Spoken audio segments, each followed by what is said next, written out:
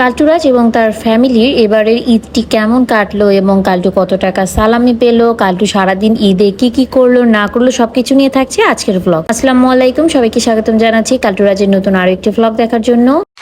এটি হচ্ছে ঈদের দিন সকালবেলা। তো কালটু নর্মালি কালটু এবং কালটুর ফ্যামিলিরা ওরা এত সকালে উঠে না, ওরা তো 10টা 11টার আগে উঠেই না ঘুম থেকে। তো আজকে যেহেতু আমরাও সকালে উঠে গিয়েছি, যার কারণে ওরাও হচ্ছে আমাদের সাথে সকালবেলা উঠে গিয়েছে।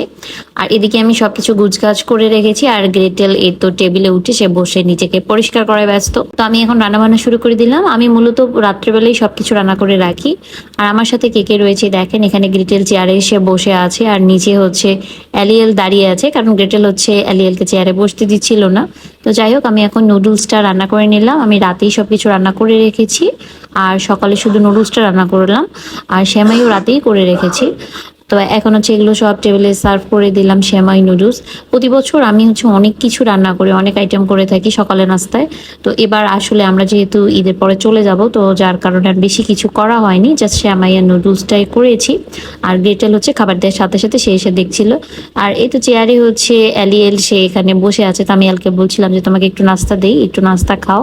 ওরা তো এগুলো খাবে না, কিন্তু মানে আমি যেখানে থাকবো ওরাও হচ্ছে সেখানে থাকতেই পছন্দ করে, আমি যেদিকে যে ওরাই সেখানে।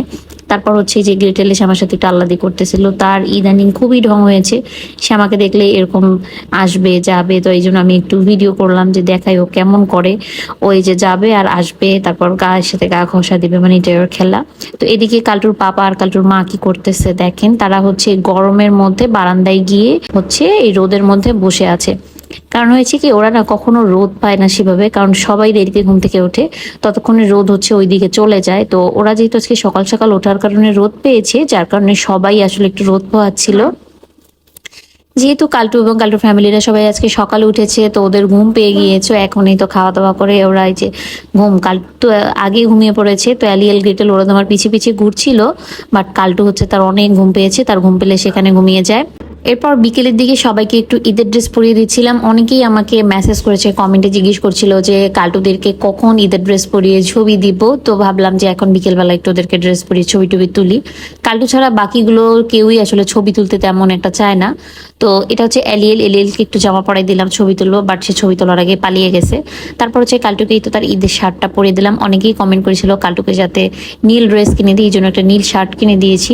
তো এই যে কালটু কত ভদ্র দেখেন, ওকে রেডি করিয়ে দিয়ে ও সানগ্লাস পরে দিয়ে ও এখানে বসাই দিলাম। তারপরে বললাম যে কালটু এখানে একটু বসে থাকো, যে আমি একটু ফটোশুট করি। ও এত সুন্দর একটা ভদ্র বাচ্চার মতো বসে আছে, একটুও কোনো নড়াচড়া নেই, চলে যাওয়া নেই, কোনো দুষ্টামি নেই। মানে কালটু ছাড়া বাদবাকি সবাই কিন্তু কেউই ছবি তুলতে চায় না, কখন পালিয়ে যেত এতক্ষণ হলে।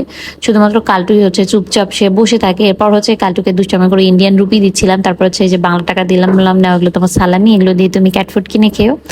এই তো তারপরে তার হেলমেটটা দিয়ে দিলাম, যেটার সাথে নাও একটু ছবি তোলো, এটা তার হেলমেট, এটা দিয়ে সে ছবি তুললো। তো অনেক ছবি টবি তোলার পরে এখন হচ্ছে আমি একটু মেঝেতে বসে রেস্ট করছিলাম।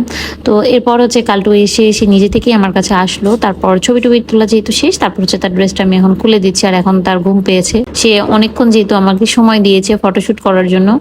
তারপর হচ্ছে এই তো তার ড্রেস খুলে দিলাম, দিয়ে এখন হচ্ছে ও ঘুমাবে। তো ও নিজে থেকেই কিন্তু আমার গায়ের কাছে এসে হেলান দিয়ে ঘুমাচ্ছিল।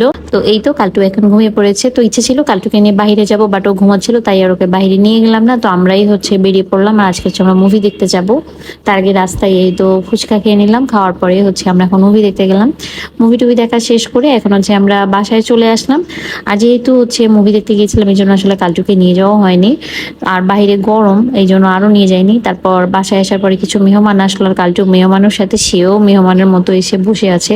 কালটু আসলে টেবিলে এরকম করে এসে খাওয়ার সময় বসে থাকে, বাট কোনো কিছু খায় না বা কিছু করে না, বা অনেক বিড়াল আছে না খাবারে মুখ দেয়, সেগুলো কিন্তু কিছুই করে না, ও চুপচাপ ভদ্র হয়ে বসে থাকে। তো এই ছিল কালটুর ঈদের ভ্লগ। আশা করবো সবার কাছেই ভালো লেগেছে। দেখা হবে নেক্সট ভ্লগে। সে বন্ধু সবাই খুব ভালো থাকবেন। আল্লাহ হাফেজ।